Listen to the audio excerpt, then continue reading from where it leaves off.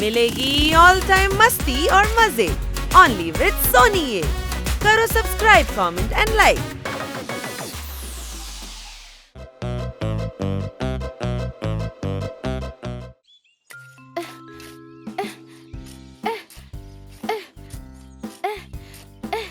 എന്റെ കിറ്റി, ഇങ്ങനെ കുഴി കുത്തിയതിനു ശേഷം അതിൽ ഈ വിത്തുകൾ വിതയ്ക്കണം. അപ്പൊ നീ ചെയ്യ്, ഞാനിപ്പോ വന്നേക്കാം. എനിക്കൊരു കോൾ ചെയ്യാനുണ്ട്. ആടി കൈ. ശരി എന്നാൽ.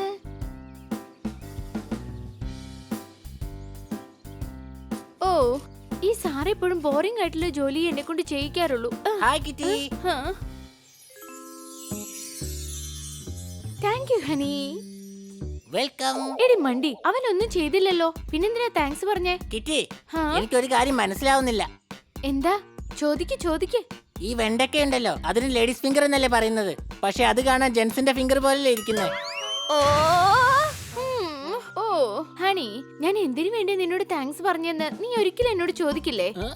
എന്തിനാണെന്ന് പറ. എന്തിനാന്ന് വെച്ചാ ഇന്ന് മുതൽ ഞങ്ങളുടെ ഗാർഡനിൽ നീ ആയിരിക്കും കുഴി കുത്തുന്നത്. അത് ശരി, ഇതാരും എന്നോട് പറഞ്ഞില്ലല്ലോ. ഇപ്പൊ ഞാൻ പറഞ്ഞുവല്ലോ, നിനക്ക് വേണ്ടി ഞാനിപ്പോ ഹോട്ട് ചോക്ലേറ്റ് ഉണ്ടാക്കി കൊണ്ടുവരാം. ഹോട്ട് ചോക്ലേറ്റിന്റെ ഫേവറേറ്റ് ആണ്.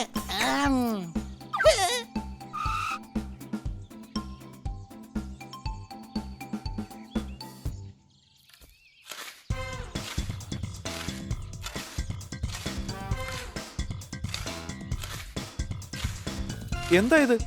ഈ ഹണി ഇവിടെ എന്തെടുക്കുകയാണ്?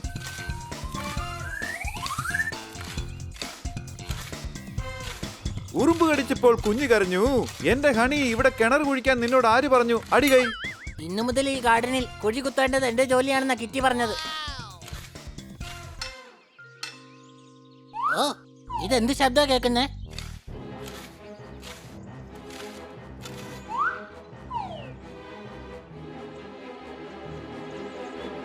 കറിക്ക് രുചി ഉണ്ടാകണമെങ്കിൽ ഉപ്പിടണം അല്പം. എന്റെ ഗാർഡനിൽ നിന്ന് എനിക്ക് കിട്ടിയ ഒരു വിഗ്രഹം കലക്കി. അടികൈ. ഞാൻ ലക്ഷാധിപതിയായി മാറി, കോടീശ്വരനായി മാറി. ഇത് വിറ്റാൽ എനിക്ക് ഒരുപാട് കാശ് കിട്ടും. അടിച്ചു പൊളിച്ചു തിമിർത്തു. ഇതിനെന്തായാലും അങ്ങ് ഞങ്ങൾക്കൊരു പാർട്ടി തരണം. ഇതെങ്ങനെയാ അങ്ങയുടെ ഗാർഡനിലേക്ക് വന്നത്? ഇത് മോഷണം പോയ വിഗ്രഹമാണ്. ഈ വിഗ്രഹം റാണാ സാറിന്റേതാണ്. ഇതെങ്ങനെ റാണാ സാറിന്റെ വിഗ്രഹം ആവുക? ഇതൊരു ദേവിയുടെ വിഗ്രഹമാണല്ലോ. ഇത് റാണാ സാറിന്റെ വീട്ടിൽ നിന്ന് മോഷണം പോയതാ. ഇന്നത്തെ ന്യൂസ് ഒന്നും കണ്ടില്ലേ? അല്ല, ഇത് ആരുടെ വീടാ? അത് പിന്നെ ഞങ്ങൾക്ക് അറിയില്ല സാറേ, ഞങ്ങൾ ഈ അടുത്താ ഇങ്ങോട്ട് വന്നത്. ഇത്രയും സമയം സാറി വീടിന്റെ അകത്തായിരുന്നു, ഇപ്പോഴാ ഒന്ന് പുറത്തേക്ക് വന്നത്. ആരെയാടാ പറ്റിക്കാൻ നോക്കുന്നത്? പിടിക്കവനെ.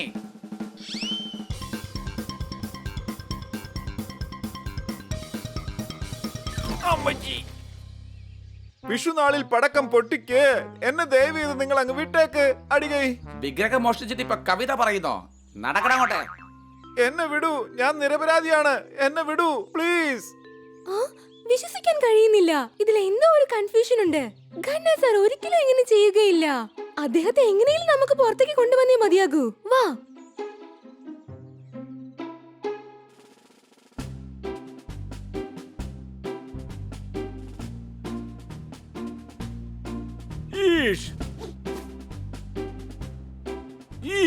ഖന്ന സാറേ, നിങ്ങൾ ഇത്തരക്കാരനാണെന്ന് ഞാൻ അറിഞ്ഞതേയില്ല. എന്റെ പൊന്നു സാറേ, ഞാനൊന്നും ചെയ്തിട്ടില്ല. ഒന്നും ചെയ്തിട്ടില്ലെന്നോ? റാണാ സാറിന്റെ വീട്ടിൽ നിന്നും വിഗ്രഹം മോഷ്ടിച്ചത് അങ്ങ് തന്നെയാണ്.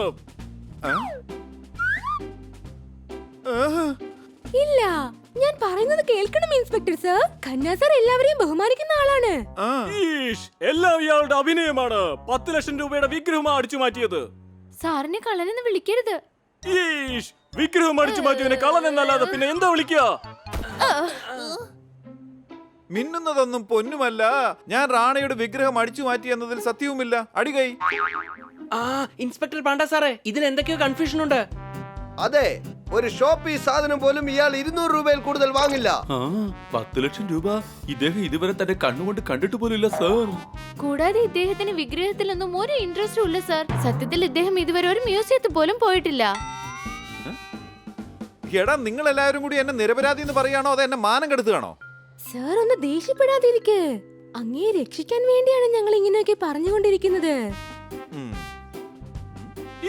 ഇത്രയും നാൾ ഇദ്ദേഹം നിങ്ങളെ പറ്റിക്കുകയായിരുന്നു. ഇയാൾ നല്ലവനൊന്നുമല്ല. ഒരു മാസത്തിനുള്ളിൽ ധനികരുടെ വീട്ടിൽ നിന്നും, ക്ഷേത്രത്തിൽ നിന്നും, മ്യൂസിയത്തിൽ നിന്നും 10 വിഗ്രഹം മോഷണം പോയി. ഇയാളുടെ പിറകിൽ വലിയൊരു ഗ്യാങ് തന്നെയുണ്ട്. പോത്ത് കഴിച്ചാൽ ശരീരമാകും സ്ട്രോങ്. ഞാൻ തനിച്ചാണ്, എന്റെ പുറകിൽ എവിടുന്നാണ് ഗ്യാങ്? അടികൈ. ഈഷ്, അകത്താക്കും. എല്ലാവരെയും തീർച്ചയായിട്ടും ഞാൻ അകത്താക്കും. പറയ്, തന്റെ ഗ്യാങ് എവിടെയാണെന്ന് പറയ്.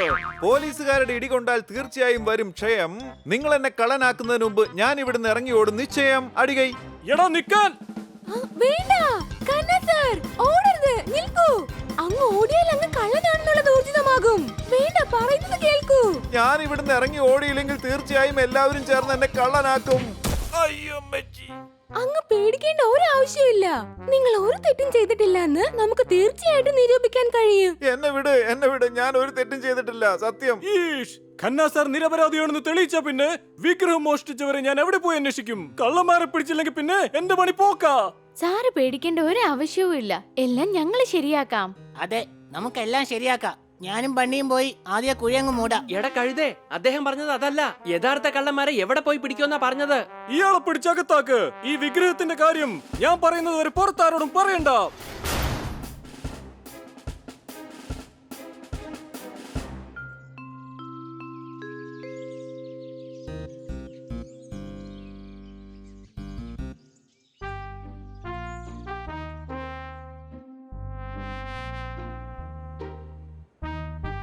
സാറില്ലാതെ ഈ വീട്ടിലേക്ക് വരാൻ തന്നെ എനിക്ക് തോന്നുന്നില്ല.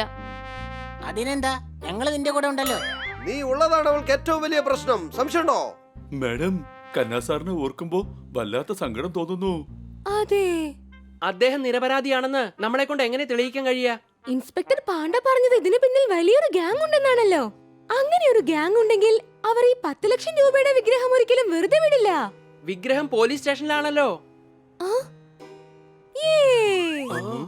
എന്റെ കൈവശം ഖന്ന സർ നിരപരാധിയാണെന്ന് തെളിയിക്കാനുള്ള ഒരു ഐഡിയ ഉണ്ട്. എല്ലാവരും ഒന്ന് കേൾക്ക്.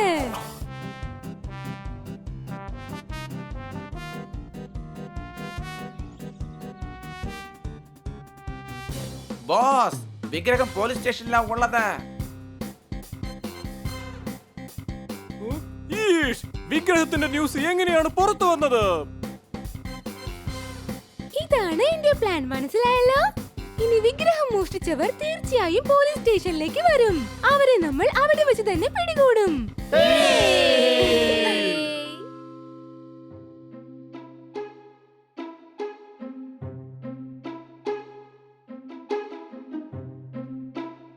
ഫ്രിഡ്ജിൽ വെക്കാത്തത് കൊണ്ട് വാങ്ങി വെച്ച മുട്ട കേടായി.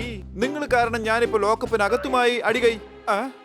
ഈഷ്, താൻ ഇനി കവിത പാടിയാൽ എന്നെ മെന്റൽ ടോർച്ചർ ചെയ്തു എന്ന് പറഞ്ഞ് കേസുണ്ടാക്കി 10 വർഷം ഞാൻ അകത്താക്കും, പറഞ്ഞേക്കാം. ഈഷ്, എന്റെ സ്റ്റേഷനെ നീ എല്ലാം കൂടി ചേർന്ന് റേസിംഗ് ട്രാക്ക് ആക്കാൻ നോക്കുകയാണോ? സാർ, ഞങ്ങളെ രക്ഷിക്കേ. അവന്മാർ ഞങ്ങളെ കൊല്ലാൻ വേണ്ടി വരിക. ആരോടവൻ? വീട്ടിലടാ തന്നെ. എന്റെ ദിൽറുബയുടെ ഹെഡ്ലൈറ്റ് നീ പൊട്ടിച്ചോല്ലേ? ഈഷ്, ദിൽറുബ? ആ, എന്റെ കാറ് ആന്റിക് പീസ 924 വന്ന മോഡലാണ്. ഞാനൊന്നും ചെയ്തില്ല. ഒന്നും ചെയ്തില്ലെന്നോ? പിന്നെ ഹെഡ്ലൈറ്റ് പൊട്ടിച്ചു തരാ. അതിന് പകരം തന്നെ തല ഞാനൊന്ന് പൊട്ടിക്കും. ഈഷ്, വിടവനെ. ഈഷ്, വിടാനാ പറഞ്ഞത്. പോലീസ് സ്റ്റേഷനകത്ത് നിങ്ങൾ തല്ലുകൂടിയാൽ അവസാനം എന്റെ പണി പോകും.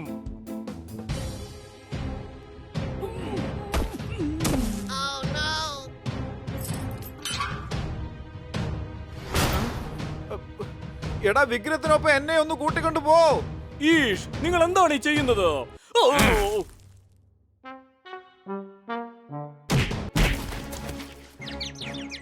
എന്തുവാണേ, അങ്ങ് വിഗ്രഹം അടിച്ചോണ്ട് പോവാന്ന് വിചാരിച്ചു അല്ലേ?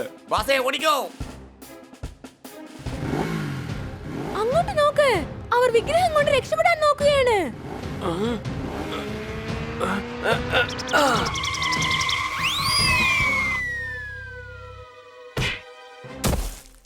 മേഡം, ബൈക്കിൽ പോകുന്ന ആളെ എന്തിനാ നിങ്ങൾ തടഞ്ഞത്? എടാ കഴുതേ, അവരെ തടഞ്ഞേ മതിയാകൂ. എന്തിനാ അവരെ തടയുന്നത്? എടാ, അവര് വിഗ്രഹം കൊണ്ട് പോകുന്ന കണ്ടില്ലേ? ഓട്ടെ, അതിലെന്താ നമുക്ക് പ്രശ്നമുള്ളത്? എടേ, അവന്മാരുമായിട്ട് എന്താണ് നിങ്ങൾക്ക് പ്രശ്നം? പ്രശ്നം നമുക്ക് പറഞ്ഞു തീർക്കാം. എന്നാ പിടിച്ചോ, ഫ്ലൈയിങ് കിക്ക്.